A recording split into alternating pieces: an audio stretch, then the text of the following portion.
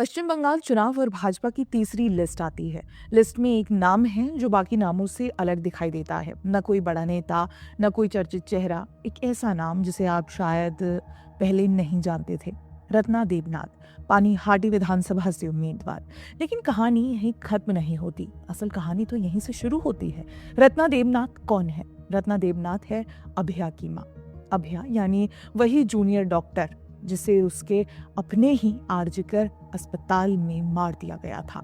वही अभया जिसके बारे में हम सब ने सुना, देखा और शायद भूल भी गए।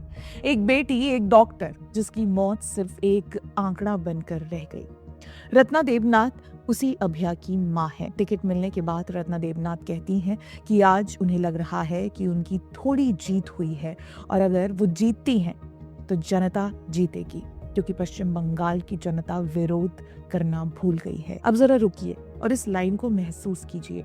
जनता विरोध करना भूल गई है। यह सिर्फ एक राजनीतिक बयान नहीं है, ये लाइन में दिख रही एक माँ की हताशा है। सवाल ये है कि एक माँ को ये क्यों लगता है कि उसे अपनी बेटी के लिए न्याय अब राजनीति के जरिए ही मिलेगा? क्या सिस्टम इतना कमजोर हो गया है या भरोसा इतना टूट चुका है? रत्ना देवनाथ ने क्या देखा? उन्होंने देखा कि शुरुआत में इस मामले को सिर्फ हत्या कहकर छोटा करने की कोशिश हुई। उन्होंने देखा कि क्राइम सीन जिसे सबसे सुरक्षित होना चाहिए था, वही सवालों के घेरे में आ गया। मेंटेनेंस के नाम पर तोड़फोड़ हुई और धीरे धीरे ये सवाल खड़ा हुआ कि क्या सबूत बचे भी हैं या नहीं। उन्होंने ये भी देखा कि जब डॉक्टर सड़क पर उतरे और न्याय की मांग हुई, तब डॉक्टरों पर अत्याचार हुआ।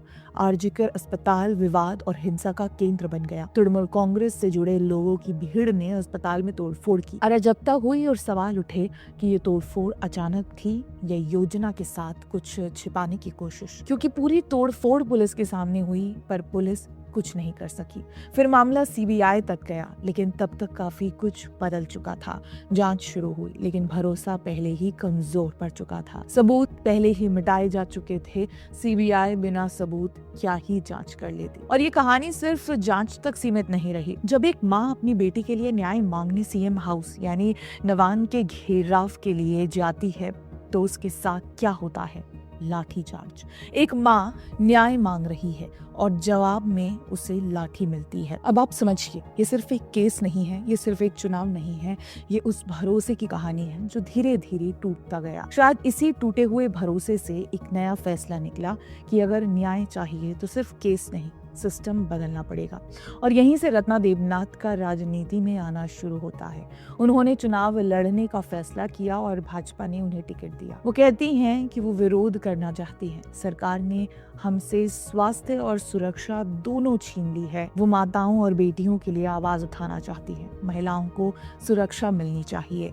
ममता बनर्जी ने रात 8 बजे के बाद महिलाओं को घर से ना निकलने का सुझाव दिया है। And especially the girl child at night time, they should not be allowed to come out in the outside. वो इस तानाशाही से लड़ना चाहती हैं।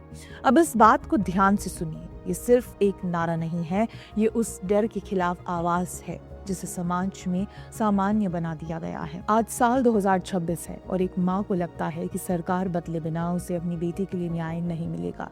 उन्हें यकीन है कि अपनी बेटी सहित सभी महिलाओं और बच्चियों के लिए अगर सुरक्षा सुनिश्चित करनी है तो पहले सरकार बदलनी होगी। और जब मुख्यमंत्री ममता बनर्जी की बातों को इससे कॉन्ट्रास्ट करके देखा जाए तो बात गलत भी नहीं लगती।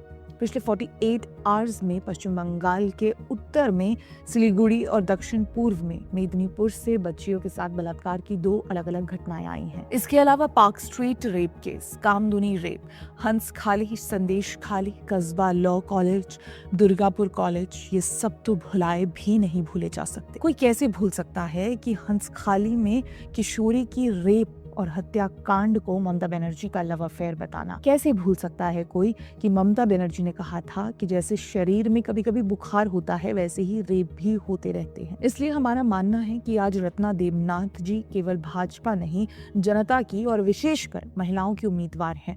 वो न्याय की उम्मीदवार हैं, क्योंकि जब जनता का भरोसा सरकार से उठ जाता है तो जनता खुद सरकार बनती है। यही आप पश्चिम बंगाल के चुनाव में भी देख सकते हैं। बहुत बहुत धन्यवाद।